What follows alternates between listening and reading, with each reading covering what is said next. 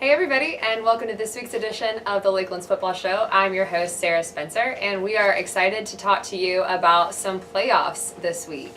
You want to introduce yourself? Michael Kirscher, sports editor, and look, we have a new visitor. Go Cubs. Excited to show up? David's been celebrating the Cubs World For weeks. Series. In Due West. In Due West. All places. He just got back from an assignment at Due West. Anyway, who are you? Michael Kirscher, sports editor, and you? David Roberts, sports reporter. Late bloomer. Okay. All right, let's move into some picks. Woo-hoo. How about it? All right. It's playoffs. Yes, we've been covering these teams all season, and so we're excited to see how they do in the postseason. So let's start with some 1A teams. Ridge Spring Minetta, 5-5, 5-5, at Dixie, 6-4. What you think? Dixie's at home. They haven't been home in the playoffs in 13 years, guys. Probably almost Lucky number half 13. of y'all's life. So let You that think we're sink in. 26? Good Close. So let that Subtract sink in. 4. Ridge Spring Minetta, don't let the 5-5 fool you. They played in a tough region. Sure. They've got both teams have a common opponent in Whitmire. Ridge Spring Minetta played a little bit better against Whitmire than Dixie. And we know that's always how football works. Like, you just Exactly. find a common opponent. Even though Dixie's at home, I think this is going to be a tough one for them. I think that the run game of Ridge Spring Minetta is going to, play keep away, kind of like Dixie has done all season with other teams. So I think their plan is going to go up against them, and I think the Trojans win a close one. All right, yeah, I agree, but I think it's going to be close. McCormick, 5-5. Going to play the winner of Wagner, Sally, and Louisville on Friday, like next Friday. Not this Friday. Because don't show up to the game because there isn't a game And they're until the undefeated 25th. this week. Yes. Oh, you're so lame. But yes, they are. They are. But anyway, so which do Hold on, wait a minute. Whoa. I've been filming this stuff for what, almost 12 weeks now? About 12 weeks. Yeah.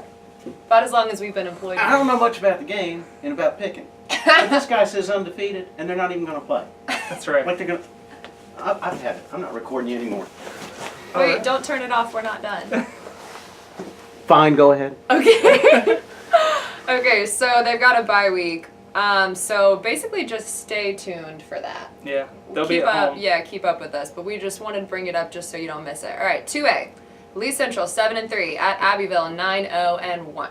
And I'll actually be at this game, so make sure you pay attention to that. What do you think? Lee Central, not to be confused with Lee Collins. Not to be who will be at the game, I'm Abbeville sure. enthusiast Lee Collins. Abbeville. I think I started saying it in week 4. They're not going to lose at all for the rest of the season, so that falls under that category. So you're saying not even in the postseason they're not No, gonna lose? they're not going to lose. Okay. There's no pressure on the They're just David. not going to lose. Yeah, stay calm, Abbeville. But actually, I definitely agree with this one. I think Abbeville is just a little too powerful to lose in the first round. These guys have never met. These schools never played each other. The best comparison I can give you is Hartsville Abbeville game. It's going to look a lot like that. Abbeville. That's Coach Nichols said they're pretty much a carbon copy of Hartsville. Exactly. And then it was one of the closer games that Abbeville played that season, but they still won pretty They handily. can be tested early, Yeah. get a little shell shocked, and then kind of recompose themselves. But yeah, I think we're all on board Abbeville. All right, let's move on. Landrum 4-6 at Saluda 9-1. What do you think? Saluda, big. They've been playing well. The last 9 games, won 9 in a row after losing the opener. Landrum, has got a tough task on the road. Saluda's got that run game going, and now they're starting to build that pass in. Noah Bell, quarterback, Tyrell Abney. So, yeah, I think Saluda big.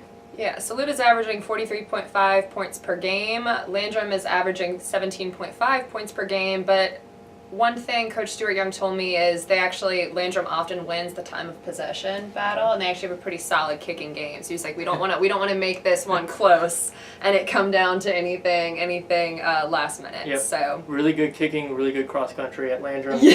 I just don't know about anything else. right. All right. Let's move on to 96 2-8 at Andrew Jackson 8-2. What do you think? Whew. Okay, so 96 got a tough task, playing a tough team on the road. They've played well. They've been so inconsistent at times. You kind of want to pull your hair out sometimes how well they play, and then all of a sudden they don't play as well. It's just really what team shows up, which 96 team shows up, but I still think Andrew Jackson's got too much given 96 best effort I think it's going to be Andrew Jackson. Yeah, I agree. 96 is 1-8 versus playoff teams. So I'm going to go Andrew Jackson. Moving on to 3A. Clinton 5-5 at Chester 8-2. You got a take on this one? Red Devils. The Reds. I got the Red Devils. Nobody circles the wagons like Clinton. Okay. Chester has yet to lose at home. 6-0 at home. So that might add an interesting element. Well, and Chester also hasn't won a playoff game since 2008. Something to consider, but like you said, How many of those kids were on that team 2008. in 2008? None of those kids. Probably not like any mathematically. Okay, so we're cutting jury's out on that one. Emerald 4-6 at Crescent 8-2. You got to take. Emerald has gotten their act together a little bit better. You know, they had some young issues they had to overcome, fumbles, penalties, doing a much better job. I think their offense is getting to what Coach Mac Mahan thought it would be. I think they got a tough road test against an 8-2 tough Crescent team. So I like Crescent at home. I go Crescent too. I think Emerald's kind of getting it together, but it might be a little too late in the game. Sure. We'll see. Definitely some standout players on that team, but I don't know if holistically they can get it done. But we'll Right. find out, won't we? All right, moving on to 5A. Easily 5-5 at Greenwood 8-2. I'm going to turn to resident Greenwood specialist David Our Roberts. expert. I Because don't know about that. he's been to pretty much every game. So what do you think? Every single game. Every game. Yeah, I don't see easily winning this one. Talked to Dan Pippin. They practiced at Clemson. They practiced at USC over the past 2 weeks, just getting ready. I think he has them focused. I don't think they let easily come in and upset them. Okay, neither of us should even comment because I think David's We our agree. expert. All right, Woodmont 3-7 at Lawrence 5-5. What you got? Remember, this is region champion Lawrence, Mhm. and despite their record, they've had a bunch of injuries. I think with the 2 weeks off, they've got everybody healthy back, so they're going to be ready. You know, at home, Lawrence big. Okay, Almost everybody. I think they lost like 20 people from that starting team. that's I true. don't know. I'm still trying to figure out how Woodmont got in the playoffs. They're insane. It Lawrence can is happen. big. It can happen. All right. Well, thank you so much for following along. If you have any questions or comments, leave them below on YouTube. We love to hear from you guys. I'm going to be at the Abbeville game. You're going to be at Greenwood. Surprise. We're locking Michael in the office, throwing away the key. I'll be making them look good. So he'll be designing. So anyway, yeah, follow us on Twitter and stay tuned throughout the playoffs because we're going to be keeping you guys apprised of everything that goes on. So thank you so much for tuning in.